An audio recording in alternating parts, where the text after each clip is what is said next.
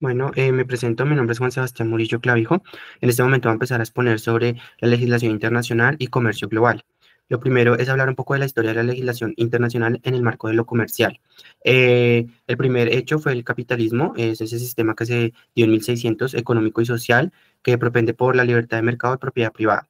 Luego se dan las primeras rutas comerciales, la ruta de seda, conocida por esas líneas comerciales entre Asia y Europa, a través de barco de vela o de vapor.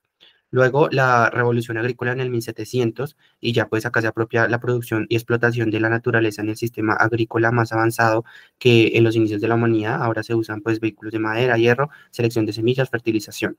Luego se da la revolución industrial en 1760 que se crea pues, se inicia en Inglaterra y pues se aplica esas tecnologías para la producción o en masa o también producción en serie. Se da la conquista del Atlántico en 1800, pues el descubrimiento de las Américas por Colón y otros exploradores, el ferrocarril en 1824, ya pues en Inglaterra se da la máquina o locomotora, la máquina de vapor o locomotora, pues para el comercio y transporte de bienes y mercancías. Se da el primer tratado de libre comercio, no se llamaba así en ese momento, pero sí es el tratado de Coubertin-Chevalier, que pues es bilateral entre Francia y Reino Unido. Se da la Gran Depresión en el 1929, esto pues también a base de todas estas barreras y aranceles extremos que se estaban cobrando en la época por parte de Estados Unidos. Luego se da la Segunda Guerra Mundial, que fue en el 1939, ya sabemos cómo empezó y pues esto conllevó a una gran depresión pues económica también.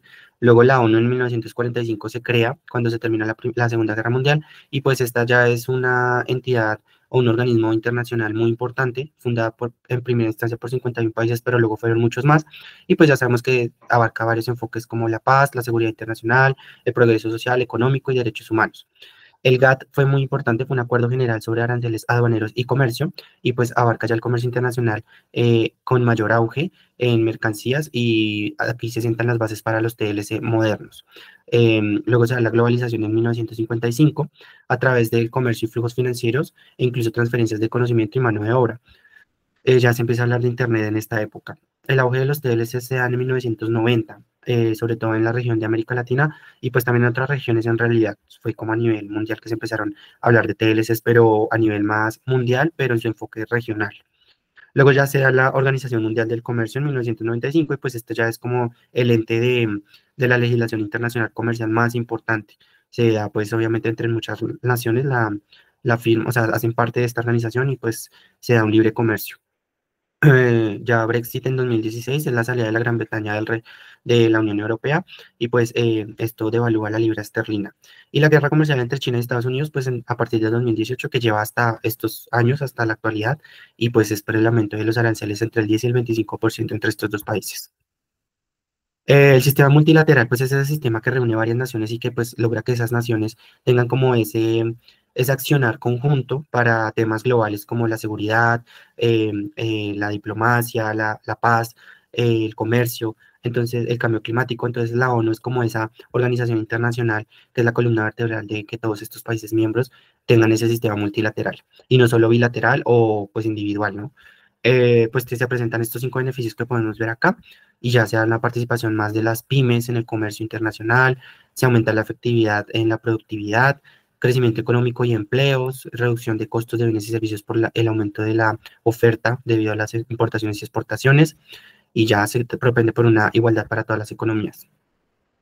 Las medidas de defensa comercial pues, son esas herramientas legales que usan las industrias, que usan las naciones para proteger sus propias industrias, ¿no? Se tiene el antidumping, este se aplica cuando un producto importado se vende en el mercado nacional a un precio inferior del que se vende, o sea, de su propio producto nacional, que sea de la misma índole y pues tiene un precio inferior, ¿sí? Entonces se imponen algunos aranceles o derechos antidumping para que ese precio obviamente se regule y asimismo no se esté ofreciendo un producto tan económico de la misma índole versus pues, los productos que se producen nacionalmente.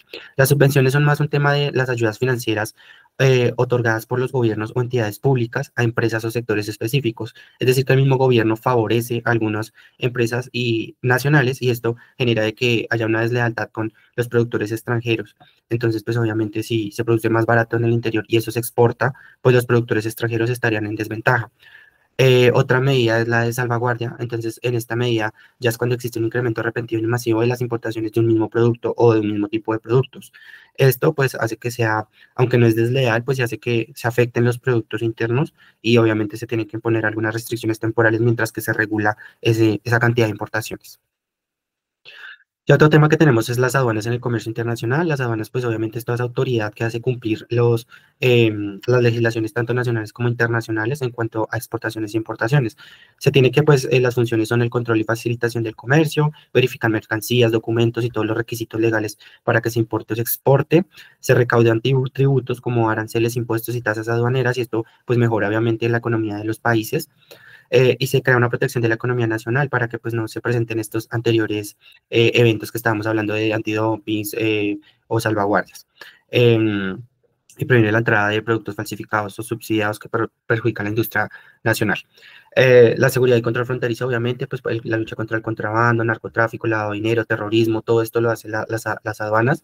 También la protección de la salud y medio ambiente y los consumidores, porque se verifican normas sanitarias, fitosanitarias y de otra índole. Generación de información y estadísticas, obviamente se obtienen datos sobre importaciones y exportaciones y esto pues genera información importante para las políticas comerciales y económicas de los países.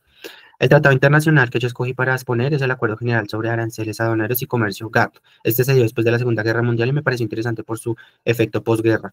Se buscó, obviamente, era un tratado provisional, pero duró inclusive 50 años hasta la creación de la Organización Mundial del Comercio. Y no fue una organización en sí, sino más bien un acuerdo multilateral entre varios países que pactaban reducciones arancelarias y también se dio por varias reuniones entre estos países que estaban creando ese acuerdo y pues lo más que se logró ya después fue como que se dieran reducciones y reglas antidumping y que se generara la inclusión de los servicios dentro de esos acuerdos, pero eso ya contribuyó a la creación de la OMC.